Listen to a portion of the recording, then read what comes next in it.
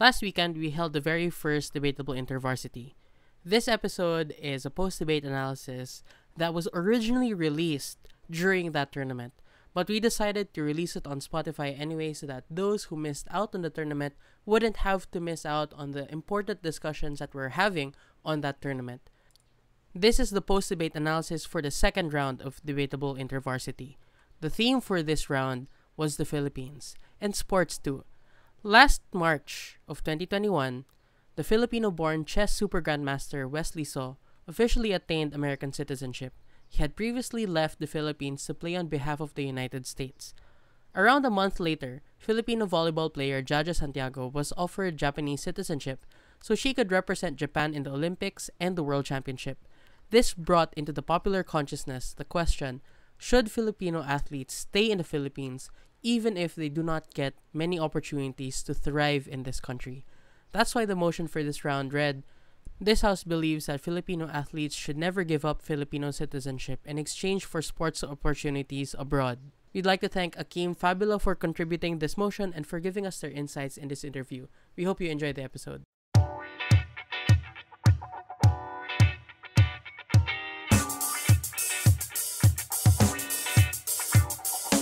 Hello everyone, welcome to another episode of Debatable with your hosts Nina and Kyle. I'm Kyle. I'm Nina, and today we're joined with another motion contributor for Debatable Intervarsity.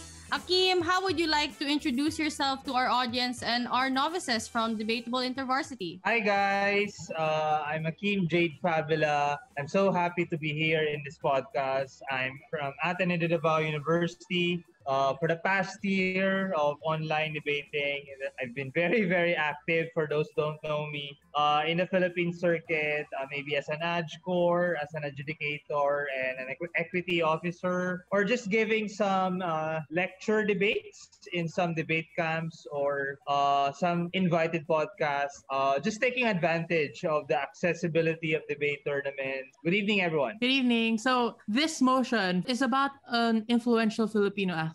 And from your motion, there is a dilemma from the perspective of the athlete where they have to choose between representing a foreign team versus choosing to stay in the Philippines. Is there anything that inspired the combination of the Philippines as a theme and sports within this single motion? From a personal standpoint, my first motivation and inspiration for that is because I'm a sports fanatic. I support Philippine basketball. I watch the Azkals in soccer. I'm a big fan of volleyball, and now I'm looking forward to the participation of the Philippines in Olympics. But with regards to the specific real-life context that inspired the motion, probably the audiences can relate to one Filipino athlete, and that's the story of Wesley So. A chess prodigy, considered by many as the best chess player in Philippine history. He represented the Philippines, but in around 2014, he requested to represent the United States of America. And since 2015, he has been representing the U.S. Chess Federation. But last year, he officially had his American citizen, which means he will now be permanently representing the U.S. Another similar case was the issue of Jaja Santiago. Very popular volleyball player in the Philippines, but she's now playing professionally in Japan. She's already playing for Japan. She recently won a championship in a Japanese league, and now she has a big dilemma because the Japanese team that she was playing for is willing to sponsor her naturalization to become a Japanese citizen. And both issues, Wesley So and Jaja Santiago, were heavily covered by the Philippine media. And I think I was inspired, man. Maybe let's make a motion out of it. Yeah, so actually, I am not a sports fan except for siguro competitive debate and maybe competitive eating. So I've always been sort of confused, not really confused, but more of like curious as to why people are so invested in sports. Like yourself, why are people fanatics? And for this motion in particular, the theme is the Philippines. How important is sports to the creation of or the maintenance of the Philippine national identity? Interesting question. with regards to why we're so fanatics, I think it's because the beauty about sports is that it generates so much pride and nationalism. Okay, it generates so much excitement, especially if the story is something very relatable. And I think the best example of this kind of story is the rise of Manny Pacquiao. Whether we like him or not as a senator, that's another issue. But from a Philippine and sports perspective, he's really one of those influential athletes that really we can best attribute in generating our Filipino identity, di ba? Name one athlete that can stop Philippine traffic, that can lower the crime rate in a day or in a week. And I think that's the same feeling that I have when I support other athletes. When I see the Philippine flag in their jerseys, we feel that we're with them, and I think that's the kind of feeling that a lot of Filipinos feel whenever they see a Filipino athlete competing in an international event. What issues or main clashes were you expecting or do you expect to come out, especially given all of the things that can be discussed under this motion? Yeah. The first core issue that came into my mind is what's the interest of an influential Filipino athlete? And that can mean a lot of things. The typical training, exposure, of course, money is there also. The second issue is that as a Filipino athlete and I have my influence, how can I help the sport that I'm playing for? Maybe if I'm Wesley So, how can I help chess? Or if I'm Jaja Santiago, how I can help volleyball, whether I'm representing another country or I'm here in the Philippines. Another core issue is that as a Filipino athlete, maybe how can I expose the many problems that we have and that has been plaguing the Philippine sports system? Because we cannot deny, and I think in the debate, both teams will concede that there's a lot of problems in the Philippine context of sports. Maybe one of the core issues later on that can be discussed is having my influence. Where can I best take advantage of it? Whether On government, how would you frame it such that you prime the judge to believe in one side of the issue over the other? okay, so if I'm opening government, my strategy would initially be first, of course, I would have to discuss that as an influential athlete, given my influence, it assumes something that I have the necessary skill, I am very popular in my country. But what's the problem? The Philippine sports, okay, what's the problem? As an athlete, competing and participating in international sporting events can be very, very expensive and needs a lot of resources. Unfortunately, and I think it's the important frame, in the Philippine context, the country does not have enough resources, especially the Philippine government, to fully expose me in all of these activities, to fully sustain me in my training. Second, another framing that is very, very important is how politicized Philippine sports is. Wherein a lot of leaders are fighting for positions, and that affects also the training of a lot of very popular and very talented Filipino athletes. And of course, last but not the least, I think one important consideration that has to be taken into account as an influential athlete with regards to Philippine sports is that given a lot of the financial problems that the Philippine government is having right now, we all know that the Philippine government is so focused in terms of fighting the pandemic, COVID. Sports will really not be a priority by this government, even though there are allocated funds. But given the need for a lot of resources, it might not be enough. And that is why there is a need to find an alternative. There is a need to find another path to make sure all of those things mentioned will be sustainable. And that path, as an influential athlete, could be representing a foreign national team where resources are more readily available. Given all of that, what would you run at opening government as the priority argument? Given that this is an actor analysis debate, we have to ask ourselves, what are the interests of an influential Filipino athlete? Because there are three important terms that you have to discuss there: an influential Filipino and an athlete.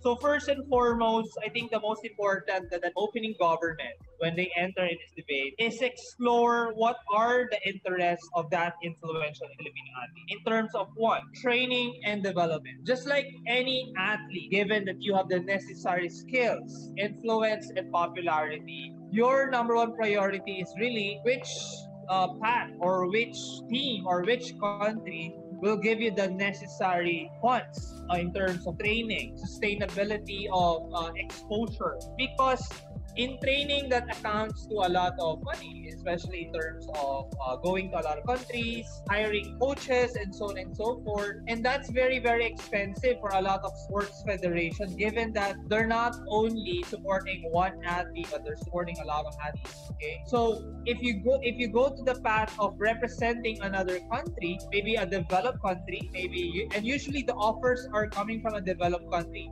usually Japan, United States of America. It's not usually the poor countries. And these countries necessarily have the funds to support you, especially in terms of training and development. Another aspect in terms of the interest of an individual athlete, Filipino athlete, is in terms of exposure in big tournaments. And if you want to continue to develop as an athlete, you have to be exposed in these big tournaments. You have the World Championship, you have the Olympics, you have the Asian Games, you have the Southeast Asian Games. It needs constant traveling. And the constant complaint by a lot of our athletes is that they don't get the necessary funds, even sometimes with the support of by the private institutions, because it's so expensive.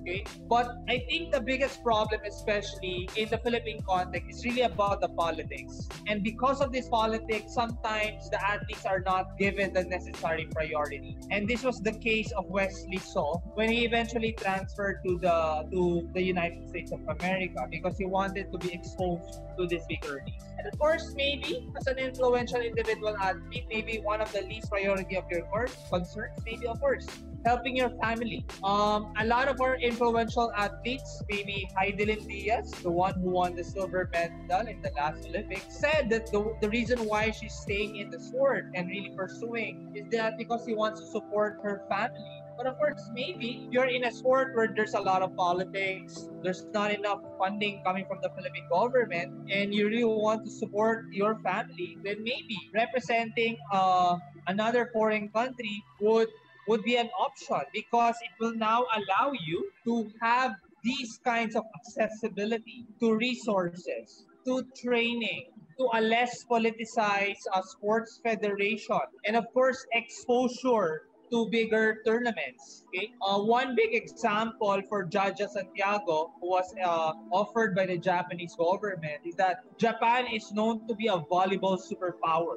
Okay? And if she joins Japan, there's a big possibility that she'll be able to represent Japan in the Olympics. And she won't get that exposure if she represents the Philippines, because Philippines is not known to be a superpower. And of course, maybe down the road for the opening government, one of the things that they can initially discuss as an influential Filipino athlete is they can start discussing how the person can use her influence to voice out probably some of the problems of Philippine sports, given that she will now be representing a foreign team. So those are the initial things that I can see for opening government strategically. First, they have to really explore the interests of an individual athlete. May it be exposure, training, connections, which can all be possible if she will be representing a foreign country rather than being stuck here in the Philippines and representing the Philippines. Yeah, so that sort of talks about the interest of the influential Filipino athlete themselves. But what about the other issue that you talked about earlier, where someone can expose the issues or take advantage of their influence? In other words, I'm asking, like, given that case, how would you extend this? Okay, now this is where closing government and maybe later on discussions can come, because this is an important term in the motion, the influential Filipino athlete, because it assumes that the person has a sense of popularity, okay? Has a sense of voice. And one of the things that I can take advantage of this as an extension is that in terms of the likelihood of success, if you're an influential Filipino athlete, you can expose the Philippine ills and the problems in Philippine sports better if you're outside of the system. Because the problem right now, if you're inside the system, people can threaten you that they will no longer fund you. Or sports official can maybe discount you. Rather than you're outside of the Philippine system, you're representing another country, you can best voice out what's really happening in the Philippine sports system. Maybe that's politicization, the lack of funding, and so on and so forth. Another angle that you can take advantage of the influential Filipino athlete angle is that if you're outside of the system, okay, or you're rather representing another foreign country, is that given your scope of influence, you can rally more private support, okay? Because especially if you're representing Team USA, Team Japan, you have more connection of bigger companies, not just companies in the Philippines. So maybe now you can also use that influence to help maybe Philippine sports back home, because now you not only have connections inside the Philippines, but you also have connections outside of the Philippines. The third is that given that you're outside of the Philippine sports system, you also have access in terms of the bigger sports media. Because I think one of the common misconception is that if you're already representing another country, you won't be having media coverage.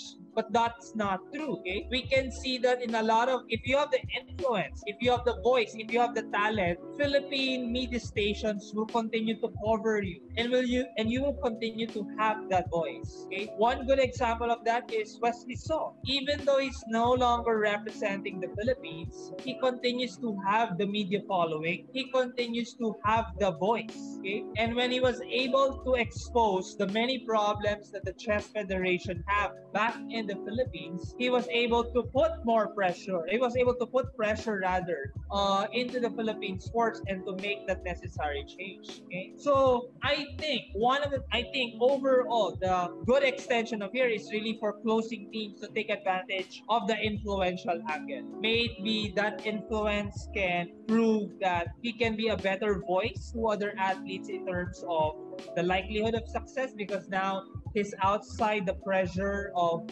sports leaders, or rather he can rally more support because he has a larger market, he has a larger media exposure, and of course now he has more connections given that he's representing another country, but not just any other country, but a very, very powerful and influential country. And that maybe can help better Philippine sports development, can rally more private sport to the Philippine sports development. So I think that's the angle that the closing teams can take advantage of. I was also actually wondering, is there sort of a philosophy angle to this as well? Now, you can make it an extension where you could say that the athlete does not have a responsibility to stay in the Philippines, because if we're taking a look at sports, we should at this point try to transcend nationality. Like we should transition to a post-nationalism way of looking at sports. Would that be a viable extension in your opinion? Yeah, that's a very good point.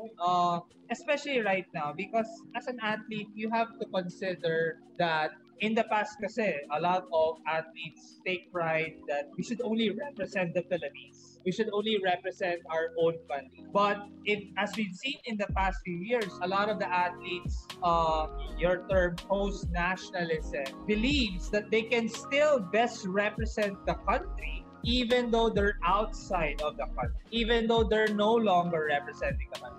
And that's why, and one good example of that was the case of Judge Santiago. When Judge Santiago shared to the Philippine media that she was being offered by Japanese citizenship, there was a lot of pride coming from the Filipinos, because as just you mentioned, a lot of the netizens believe that Judge Santiago never owes the Philippine government anything, and she should go to the path where she can develop her skills better, where she can fulfill her dreams better. And of course, a lot of people believe in the post-modern identity, whatever you want to call it. Even though you're representing another country, the Philippine pride will always be there. The Philippine name, your Philippine connection will always be there. You will always tie to where you were born, and so on. So yeah, that could be another angle. It could be a nationalism angle. It could be a representation angle. Given that strong government case, I guess the first question now for opposition would be,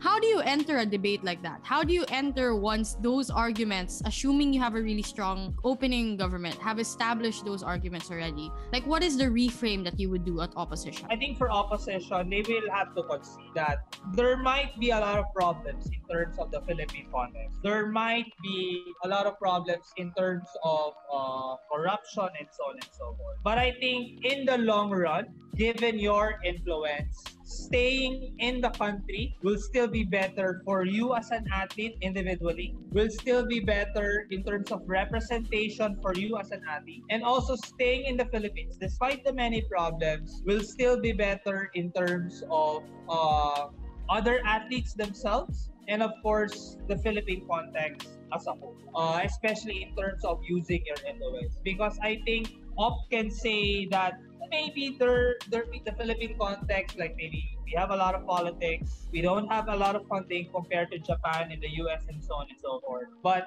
any influential athlete, can still better represent the country and maximize his or her influence if he stays in the country. And I think later on, we can discuss that further. So, given all those things, that reframe, which I think is quite strong, what arguments would you therefore run at opening opposition? Okay, so for opening opposition, still, since this is an after analysis, we have to analyze what are the interests of an influential athlete. I would concede that there might be not enough government funds. But I would say, given that you are an influential athlete, I think you can still generate a lot of private support, okay? You can still generate a lot of private support, which is happening right now in the country. A lot of the popular athletes have generated support coming from the big companies like MVP Sports Foundation. Kasi a lot of people believe if you have the talent, if you have the skills, you can easily generate support from a lot of sectors, okay?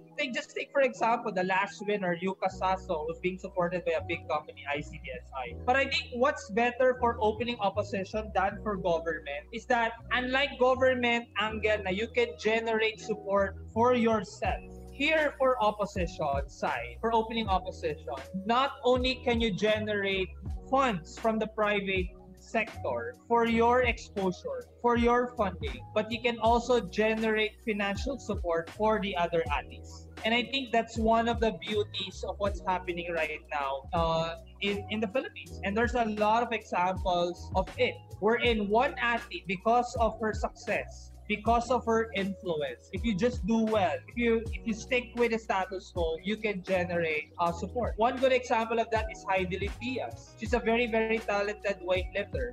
After she won the gold medal, the silver medal in the last Olympics, okay, and she stuck it out all these years, she was able to use her influence. She was able to use that power not only to generate support for herself, but also to generate more support to weightlifting, to the whole support. And now it's garnering more private support, attracting more companies, attracting more individuals to support her, and not only her, but to support the whole sport. And I think that's one of the angles that these athletes can discuss. And that could have a trickle effect. And now that it could affect in terms of training, it has affected exposure. Another important discussion by the opening opposition is in terms of representation. And I think this has something about the philosophical that you were mentioning, Kyle. And I think this is also one thing that maybe government cannot really discuss. Because at the end of the day, you cannot claim that you can just represent the Philippines if you already represent another country. Because we cannot deny if you represent another country, you already bring the flag of another country. In the media, it will say there it's Japan.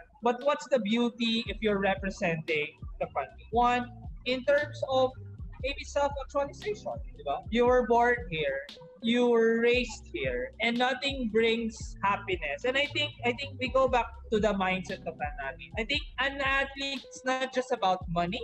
It's not just about training, but where can you find happiness? Where can you find actualization? Where can you find that sense of fulfillment? And I think as an influential athlete, you can only do that if you're able to represent your country. Even though you're not able to bring them in the big events like the Olympics, but to see your country doing better slowly but surely. Maybe it's slower. maybe in the SEA Games and then later on in the Asian Games. But it's the kind of gratification that will bring a sense of fulfillment to you as an athlete, which I think is very exclusive that you won't be able to get. You won't be able to get if you're representing another country. That kind of sense of fulfillment that you're able to see your country do better because you have the talent, you have the skills. I think both sides will agree on that. Another one is that if you stay in the country and you have that influence, if you have that representation, is that we cannot deny that a lot of athletes are looking up to you. Okay? And if you stay in the country, not only are you helping yourself, but you're also helping future generation of athletes to strive hard. That no matter how difficult the situation here in the Philippines, okay, loving and representing your country will bring greater joy. And I think this is not only in terms of imaginary joy, but in terms of really being a model in a lot of Filipino athletes. Okay? There's a legitimate pathway of being successful even though you're staying here in the country because you can still rally support. So I think if you stay in the Philippines in terms of representation, it's not only good for yourself, but you're also a model athlete to a lot of the future generation athletes. And I think the practical benefit is that it helps the Philippine sports as a whole. It helps your sport to have a sense of sustainability moving forward. So I think that's the opening strategy for opening opposite. Actually, since you were talking about happiness, I was thinking like on that note, would it be feasible to argue that if you leave the Philippines, it's not just like you're joyful that you're representing the country where you were born and raised in. Is there also a way to argue that if you leave and go to a different country, that you might experience some form of racism? Because intuitively, I might argue something like this, but I'm not really sure if I have the matter to back it up. So do you think that this would be a feasible argument to run, especially like with your knowledge that I do not have, because again, I don't know. Maybe kung competitive eating, I have matter on that, but as for different kinds of sports, like would that be a feasible argument? It can be a feasible argument, and I think that's the reason why in the US and especially right now in the US, it's so difficult to really perform there because there's really priority for the white athletes. Of course, right now with all the anti-Asian hate, there's really an argument, as you said, Kai, that maybe there's a less likelihood of success. Especially if you're representing these Western countries. So that's another possibility. And of course, second, one of the most practical things I think is just being away from your family. And of course, now representing, of course, Gov can argue naman of course, a lot of these athletes are training abroad. But of course, given the motion that you're already permanently representing a country, another country, that means you're also residing in that country. This is not just something you're staying here in the Philippines, going back to another country, going back to the Philippines again, going back to the country. But of course, you can do that. But most likely, since you already have this citizenship, you're expected there to stay longer. You're expected there to be away from your family. Of course, unless you bring your family there and so on and so forth. Although that's not an option that everyone can have, given that every country has their own rules and so on. But yeah, that's a very good point that you mentioned, that maybe that's a possible angle that opposition can also argue. What other extensions can you imagine opposition running for this debate? If I were in closing, I would have a really difficult time extending given the robust argumentation that already came up from your earlier discussion. So I can't imagine, and probably I don't have the matter to back it up, I can't imagine other angles that can be explored. Would you like to share, or please do share, because I need help. Yeah.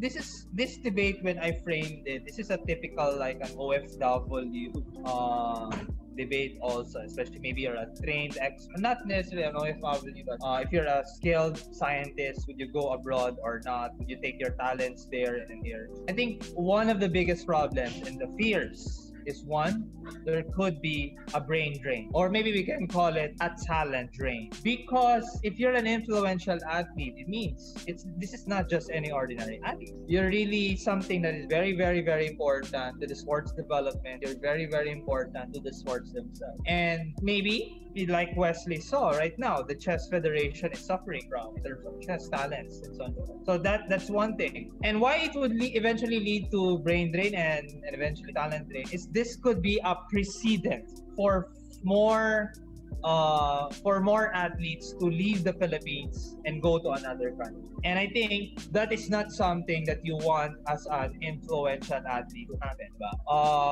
If you're arguing against opposition side, because as for opposition, you want as an influential athlete to be a good example. You want athletes to represent their country, to give their best for their country, and not for the sports to suffer in terms of talents, in terms of skills. So this could be a bad precedent. Second, I can also argue as an extension using my influential angle is that if you stay here in the Philippines, there's a better way for you to influence sports and expose the problems here, even though you're part of the system. Because I think both sides will agree that the Philippine sports has a lot of problems, but it's very difficult to say change Philippine sports if you're no longer representing the country. If you're in the system, you have first-hand experience that no foreign athlete or a Filipino athlete in a foreign country can say. Because you have the first-hand experience. You can say that there's still a lot of problems currently right now, okay? Second, because you're still in the system, you can also lobby for support with other athletes and so on and so forth, okay? And you can, of course, lobby for support for changes. And third, one of the most important things, if you stick with the Philippine sports and stay here and not represent another country, is that it's so easy to put pressure in the sports federation or in the sports system or in the Philippine government to make changes. Like for example, Heidi Lynn Diaz, diba? For example, just imagine if she represented another country, she would not have that voice to really put pressure in the country because of course the Philippine government would not care for her because she's no longer representing the country. But if our influential athletes stay here in the country, they could put more pressure to their sports leaders, to the Philippine government to hopefully prioritize sports, to give more funding, to give more exposure, to start with the grassroots and so on and so forth. And you can only do that if you're inside the system, making change, putting pressure on the government, lobbying in the Senate, lobbying in the Congress and so on and so forth, and not outside of the country.